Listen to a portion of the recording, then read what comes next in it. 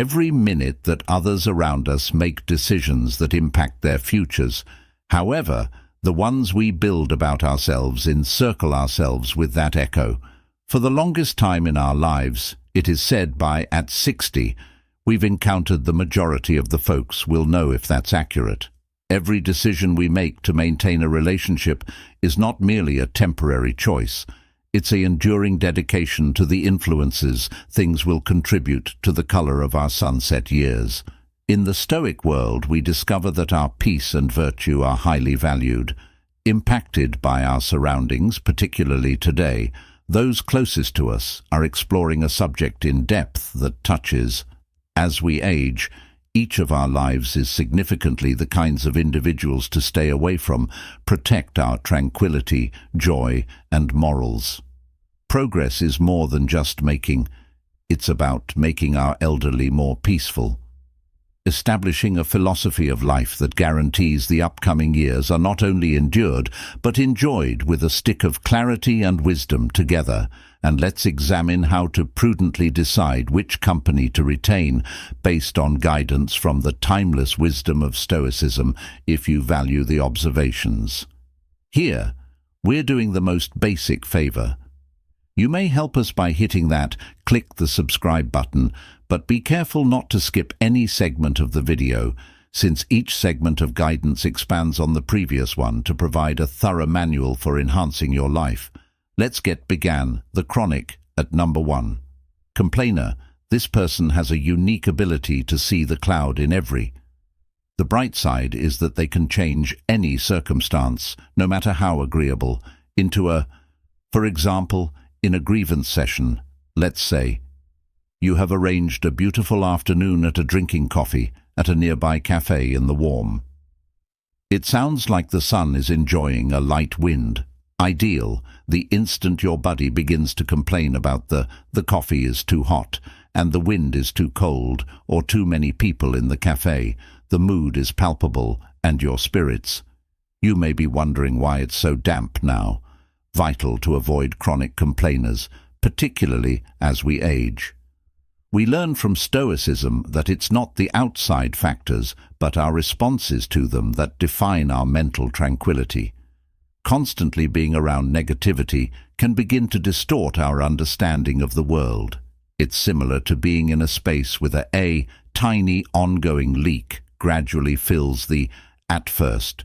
Space is only bothersome, but eventually it may turn into damaging, persistent complainers frequently don't understand how their comments affect others, not only on their own emotional condition, but also on the research of others around them, implies that this kind of hostility can even have an actual impact on our well-being, raising stress levels and thereby impacting everything, including our heart health to our psychological health.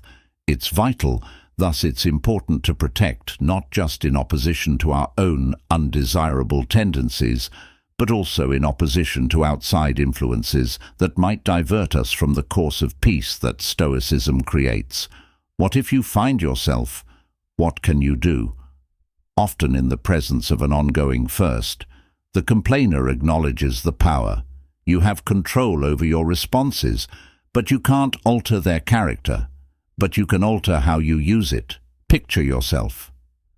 The walls of a fortress are your sensible decisions that safeguard you from the negative siege when complaints begin to flow. So support your walls by focusing on the positive, then present a constructive insights into the discussion to balance out the negativity. This goes beyond simply being hopeful, but focused on actively practicing a calm technique that involves rephrasing your viewpoint to keep your emotions balanced.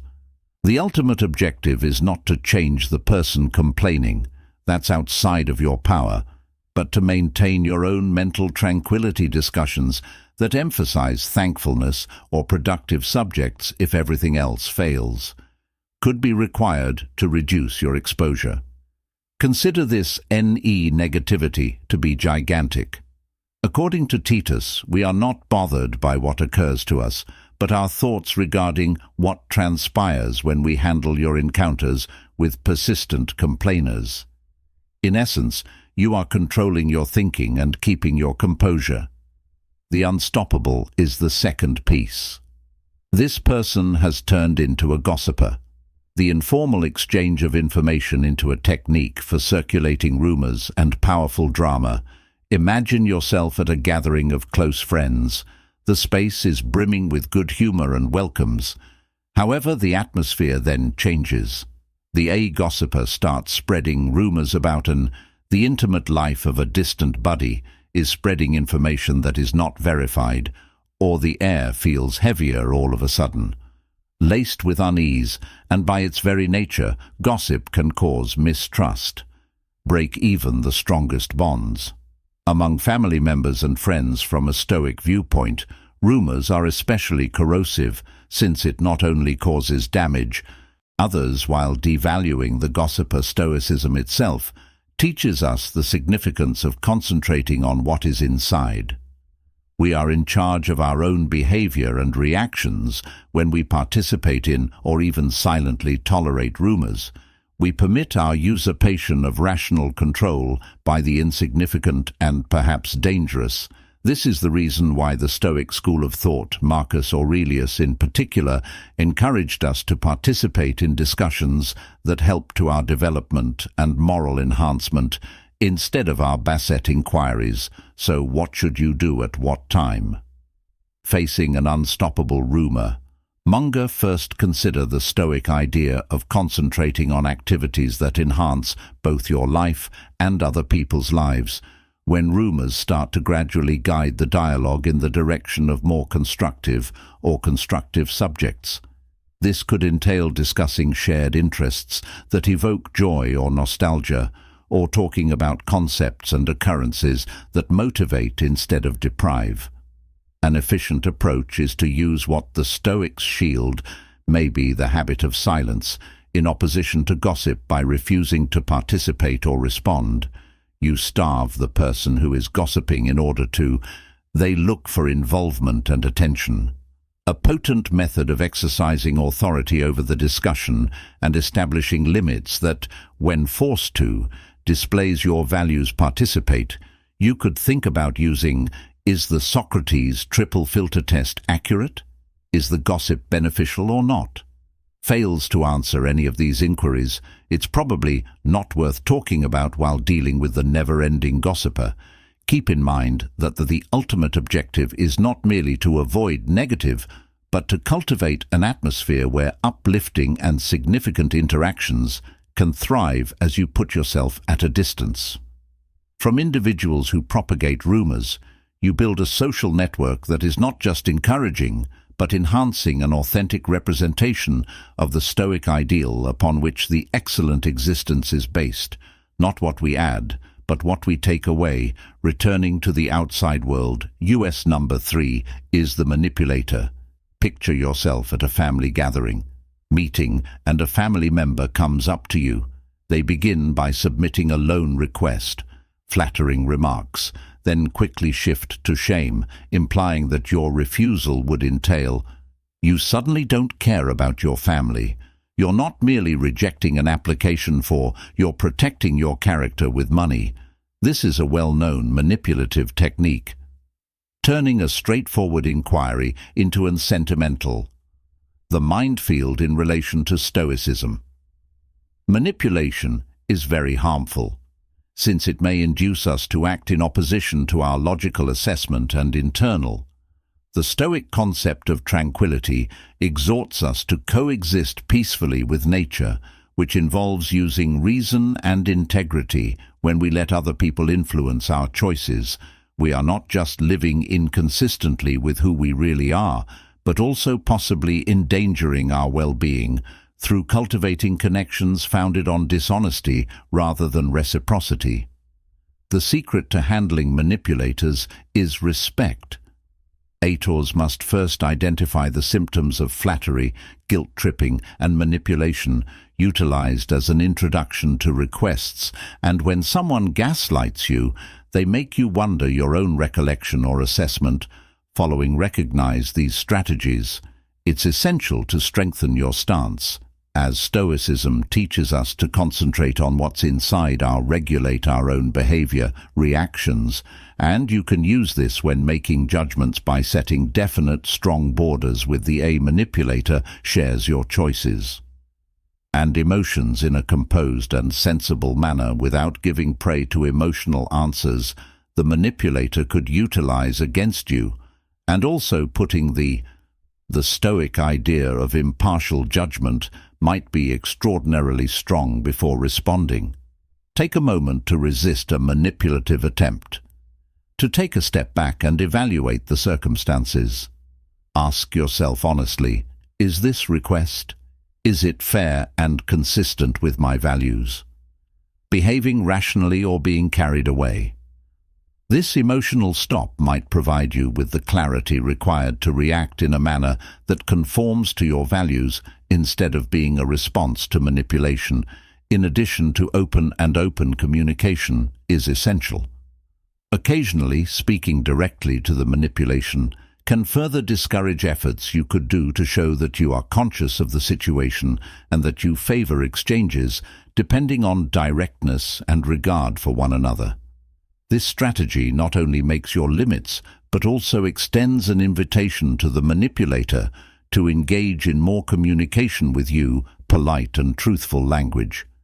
If they decide to carry on with the fourth relationship is with the compulsive controller, this individual appears to flourish on planning other people's lives down to the smallest detail conceivable. You're organizing a little gathering.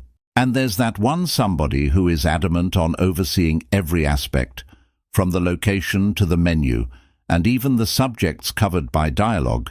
This overbearing control can suppress social spontaneity and enjoyment exchanges that result in pleasant gatherings into carefully planned actions. With Stoicism at its fundamental lesson is one of comprehension.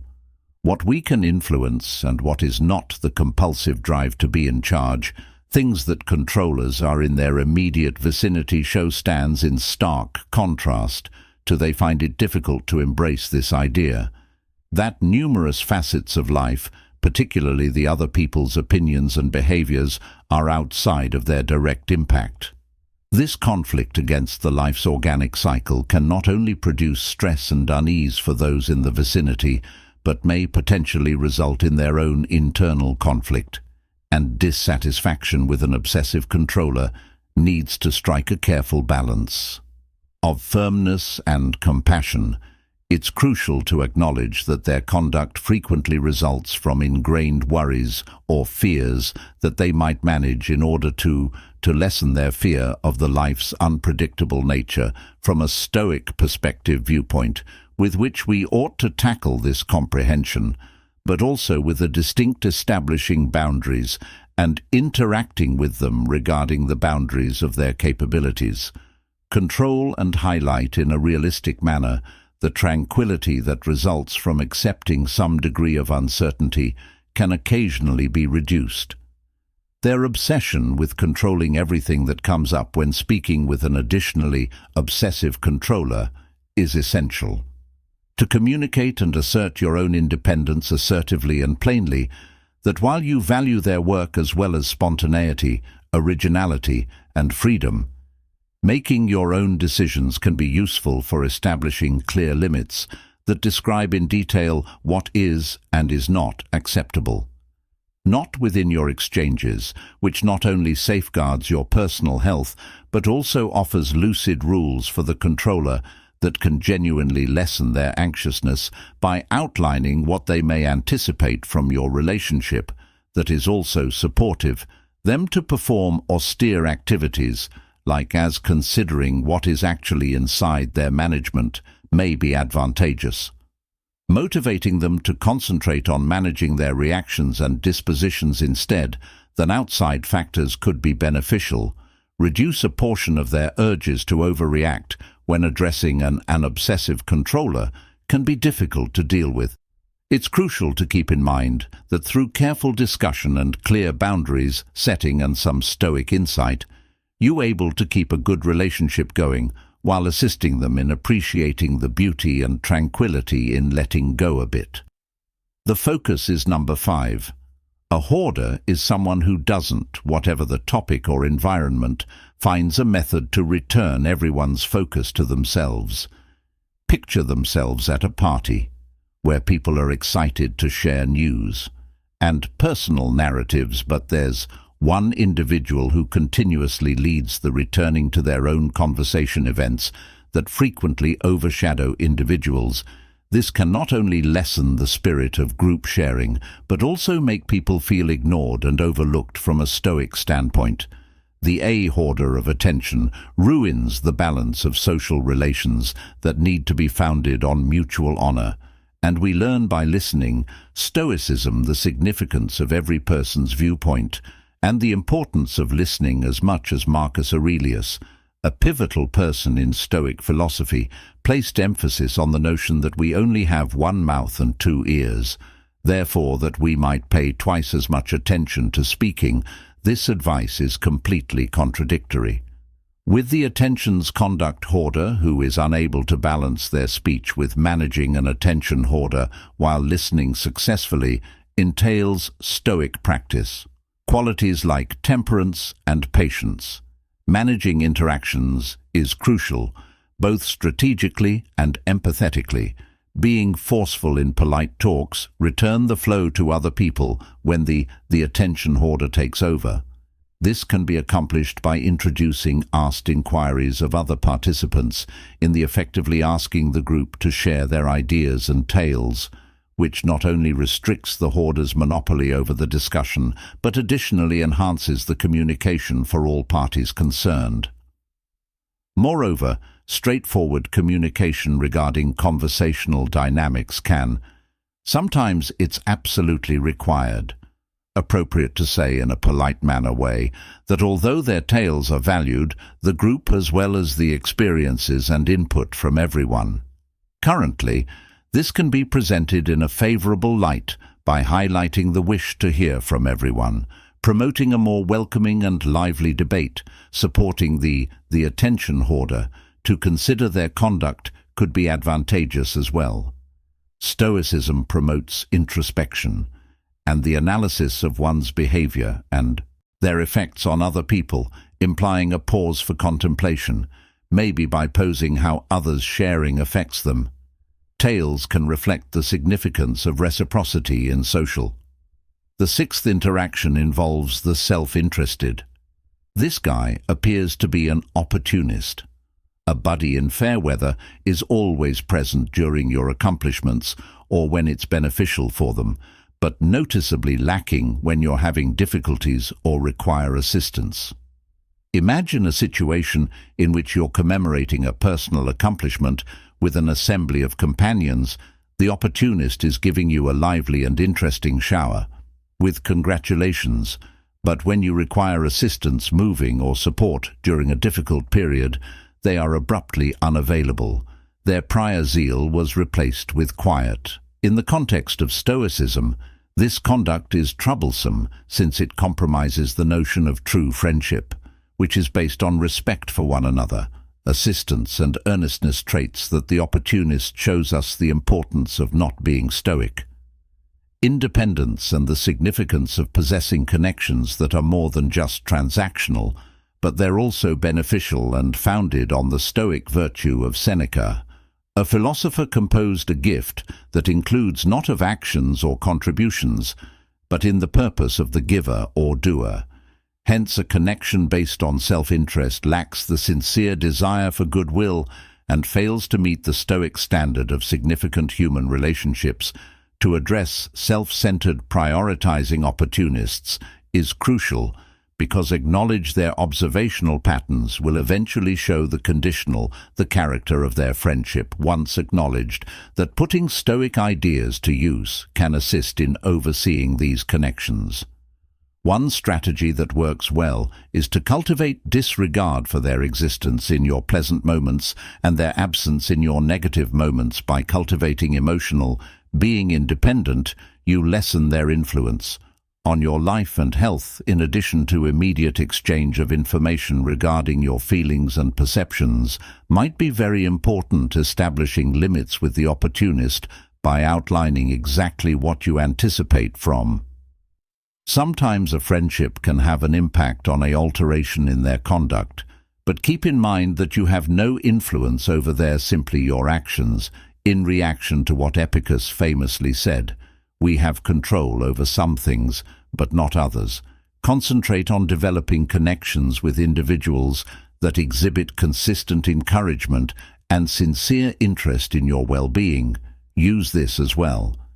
Experience as an exercise in Stoicism in discernment, or the ability to differentiate between individuals who are genuinely dedicated to growth in common and those present. For their advantage, this judgment will enable you to make deeper investments in genuinely reciprocal interactions. Be consistent with your principles, while an opportunist with self-interest can be a source of annoyance. When applying Stoic wisdom to comprehend and handle these connections, can transform them into chances for individual development and increased relationship intelligence. By concentrating on establishing a network of genuine and encouraging pals, that you not only shield your mental well-being, but also establish a community that upholds Stoic principles of virtue and reciprocal honor. Number 7, in a covert manner. This kind of person might be jealous. Seem encouraging and upbeat to your face, particularly when your achievement, yet below it all, there contains a secret anger or envy. Over your achievements, see yourself announcing a promotion or an outstanding individual achievement. Someone who is secretly jealous may smile, congratulate them, and maybe raise a glass to your accomplishments, but their praise may have a little sarcastic undertone, or they might quickly shift the topic. To draw focus away from your accomplishments, Stoicism provides a useful envy. It as a prism through which to look shows us that genuine contentment comes from internally and is not reliant on external factors or analogies. Envy is viewed by others as the expression of misaligned values. It occurs when individuals put too much significance of outside validations. Marcus, instead of internalizing the virtues of the Stoic philosopher Aelius suggests that we concentrate on our own behavior and uphold internal virtue, independent of circumstances. He makes us think about that the foundation of the good life is personal moral behavior that doesn't go beyond those. Coping with the covertly jealous demands a careful strategy. First and foremost, it is necessary to cultivate self-awareness of your personal accomplishments and to recognize them without reference to others. Confirmations by securing your self-worth based on your own principles instead. Compared to outside approval, you lower the effects of other people's jealousy on your feelings. Furthermore, it might be advantageous to deal with the matter directly if you value your partnership and you feeling that underlies envy. Yet this doesn't mean facing their envy directly, but instead starting a conversation about mutual assistance and ways to honor other people's achievements. Sincerely, sometimes simply admitting the successes and challenges of the jealous person might ease their sentiments of insufficiency or competitiveness, is an additional Stoic behavior that can be beneficial. Is thinking back on the transience of achievement and the ups and downs of human life. Sharing this viewpoint can be beneficial. Normalize the shifting experiences of fortune. Consequently, it lessens sentiments of envy. About fostering an empathetic culture and reciprocal regard where achievements are seen as a group rather than, finally, the individual thinks slowly. Keeping your distance from the jealous behaviors continue and start to wear you down. Your Stoic energy teaches us to carefully select our companions, recommending that we interact with people that inspire us and motivate us instead of those who gently bring us down while being composed and aloof. Strategy will assist you in managing conversations with the covertly jealous, preserving your inner tranquility intact. Managing envy's secret with Stoicism.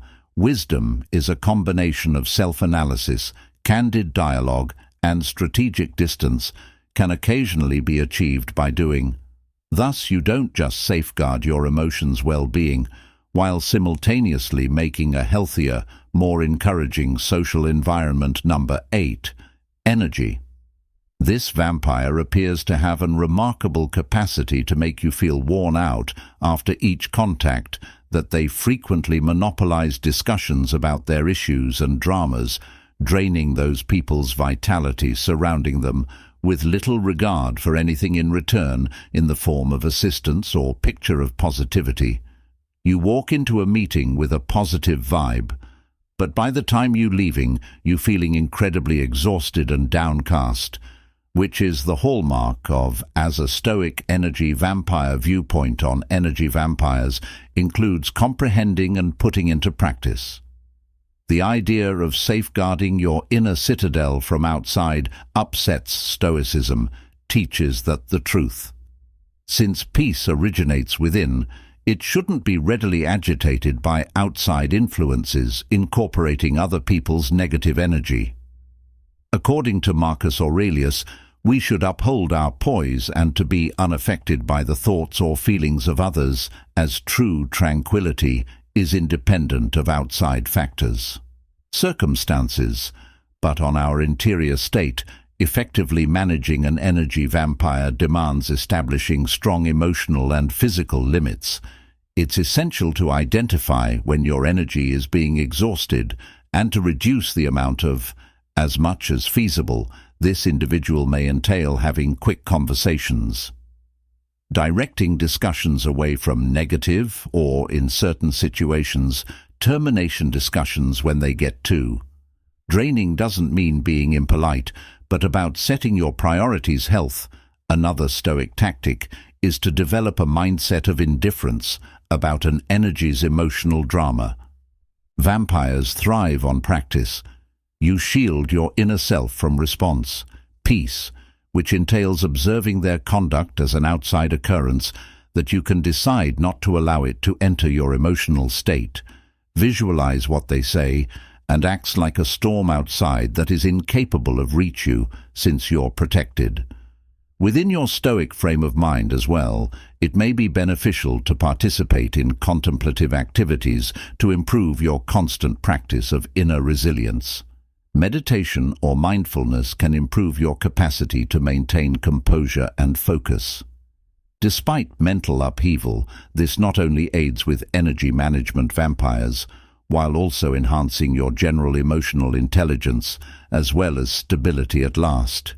If you need to communicate, try to routinely use an energy vampire to infuse optimism into your interactions, occasionally creating a favorable tone and setting a good example might impact the dynamics of your interactions that promote dialogue, discussing solutions as opposed to issues, or directing discussions toward shared interests can lessen the taxing impacts, whereas energy vampires may be difficult to handle. When using Stoic values enables you to safeguard your inner tranquility and keep your vitality. We appreciate your participation in today's Stoic journaling when overcoming obstacles in life.